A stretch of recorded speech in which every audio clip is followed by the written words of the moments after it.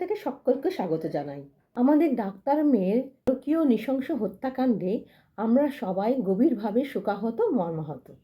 আমাদের ডাক্তার মেয়ে ৩৬ ঘন্টা ডিউটি করে নিজের জীবন দিয়ে স্বাস্থ্য দপ্তরের দুর্নীতি সবার সামনে তুলে ধরেছে।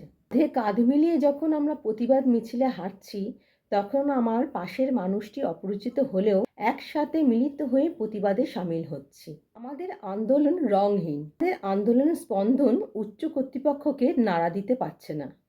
৮ থেকে ৮০ আমরা সবাই প্রতিবাদে সামিল হয়েছি। চারিদিকে চলছে প্রতিবাদের উৎসব। কন্যা সন্তানকে হারিয়ে মার যে কি মনের অবস্থা সেটা আমরা সকলে অনুভব করছি। সিনিয়র জুনিয়র ডাক্তাররা রোদ বৃষ্টিকে উপেক্ষা করে দিন রাত যেভাবে প্রতিবাদ চালিয়ে যাচ্ছে, তার জন্য সিনিয়র জুনিয়র ডাক্তারদের আমার সশ্রদ্ধ প্রণাম জানালাম। তোমরা যেভাবে সহযোগিতা হাত বাড়িয়েছো তার জন্য আমি খুবই আপ্লুত। সবাই আমার পাশে থেকো।